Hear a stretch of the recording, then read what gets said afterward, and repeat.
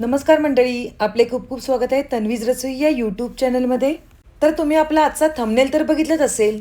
पडवळची न खाणारी भाजी सुद्धा मागून खातील एवढी चविष्ट आणि खमंग आपण आज येथे पडवळमध्ये चण्याची डाळ घालून मस्तपैकी भाजी बनवणार आहोत. त्यामुळे वेळ न घालवता डायरेक्ट रेसिपीकडे वळूया. तर सुरुवातीला आपल्याला पडवळ आणि चण्याची डाळ घ्यायची आहे आणि चण्याची डाळ ही 1 तास अगोदर भिजत घालायची आहे. त्यामुळे चण्याची डाळ छान भिजते आणि लगेच शिजते सुद्धा. आता यातील आपण पाणी काढून घेऊया आणि पडवळ कापून घेऊया.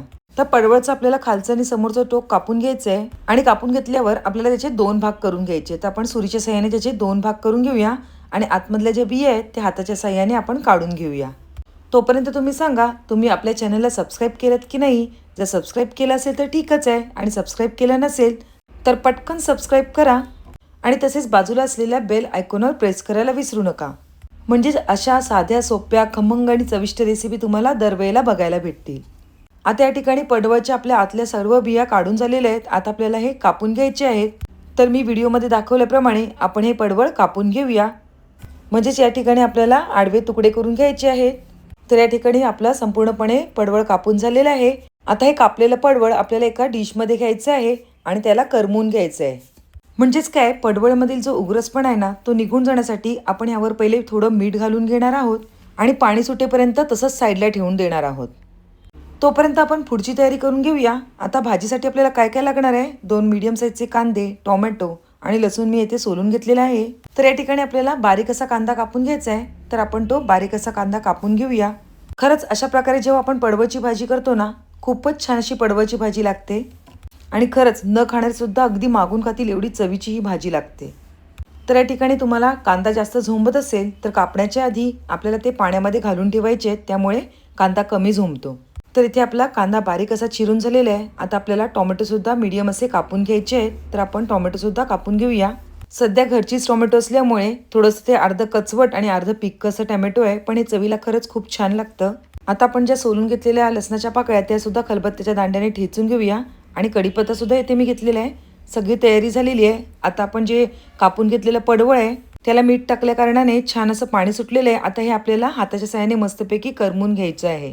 म्हणजे त्यामुळे काय होतं, जो पडवळमधला उग्रसपणा आहे ना तो सगळा निघून जातो आणि भाजीसुद्धा चवीला छान लागते.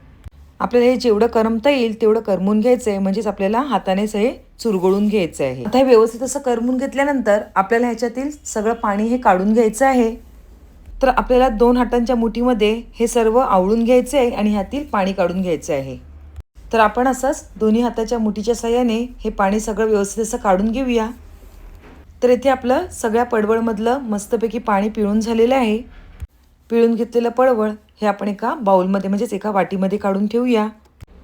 तर बघितलेत ना, येथे आपलं मस्तपैकी सगळं पडवळ छान असं पिळून झालेलं आहे. आता या ठिकाणी आपल्याला गॅसवर कढई ठेवून घ्यायची आहे आणि कढईमध्ये 4 ते 5 पळ्या तेल घालून घ्यायचं आहे.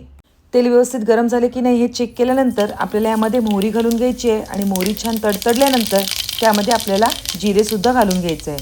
तर आपण जिरेसुद्धा यामध्ये घालून घेऊया आणि जिरेसुद्धा छान उफलल्यानंतर आपल्याला यामध्ये अर्धा चमचा एवढं हिंग घालून घ्यायचं आहे. तर आपण यामध्ये हिंगसुद्धा घालून घेऊया. कढीपत्तासुद्धा या ठिकाणी घालून घेतलेला आहे आणि ठेचून घेतलेले लसूणसुद्धा आपण ह्यामध्ये घालून घेतलेला आहे. बारीक चिरलेले कांदेसुद्धा घालून घेऊया आणि मस्तपैकी कांद्याला गुलाबीसर रंग येईपर्यंत छान असं परतवून घ्यायचं आहे. कांदा थोडासा मीडियम शिजल्यानंतर आपण जे कापून घेतलेले टोमॅटो आहेत ते सुद्धा ह्यामध्ये घालून घ्यायचे आहेत. तर आपण कापून घेतलेले टोमॅटोसुद्धा ह्यामध्ये घालून घेऊया आणि कांदा आणि टोमॅटो छानपैकी एकत्रित एकजीव होईपर्यंत आपल्याला ह्यामध्ये मस्तपैकी ढवळून घ्यायचं आहे. तर आपण ते तेलावर छान असं परतवून घेऊया.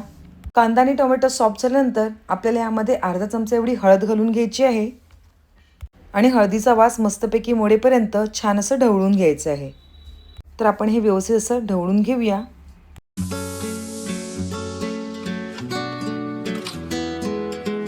या ठिकाणी हळदीचा वास मोडल्यानंतर आपण जी भिजत घातलेली चण्याची डाळ आहे ती सुद्धा यामध्ये घालायची आहे.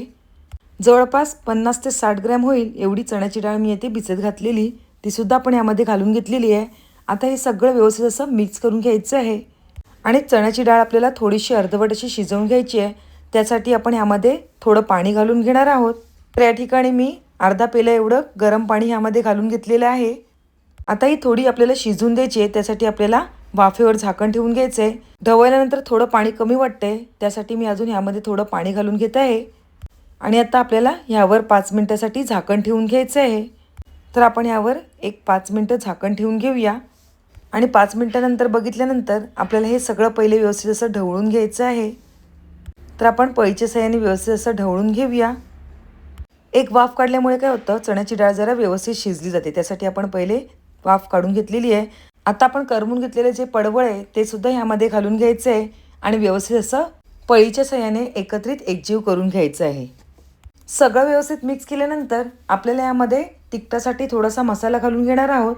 तर या ठिकाणी मी आगरी मसाला घातलेला आहे. तुमच्याकडे जे कोणते लाल तिखट असेल ते सुद्धा घातले तरी चालणार आहे. आता थोडे मीठ घालून घेतलेलं आहे आणि गरम मसालासुद्धा घालून घेतलेला आहे. आता संपूर्णपणे सगळं व्यवस्थित असं ढवळून घ्यायचं आहे. तुम्हाला जर अशी ही कढई ऑर्डर करायची असेल तर डिस्क्रिप्शन बॉक्समध्ये ह्याची मी लिंक दिलेली आहे, तर ती तुम्ही मागवू शकता. व्यवस्थित ढवळून झाल्यानंतर आपल्याला पुन्हा यामध्ये अर्धा पेला एवढं गरम पाणी घालून घ्यायचं आहे. तर आपण यामध्ये गरम पाणी घालून घेऊया आणि पुन्हा पळीच्या साहाय्याने व्यवस्थित असं एकत्रित एकजीव करून घेऊया.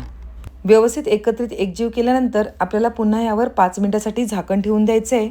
तर आपण यावर 5 मिनिटासाठी झाकण ठेवून घेऊया आणि 5 मिनिटानंतर बघितल्यानंतर तुम्ही बघू शकता इथे छानपैकी आपल्या भाजीला उकळ आलेली आहे आणि इथे आपली चण्याची डाळ आणि भाजीसुद्धा दोन्हीसुद्धा छान अशी शिजलेली आहेत. आपण एकदा चेक करूया.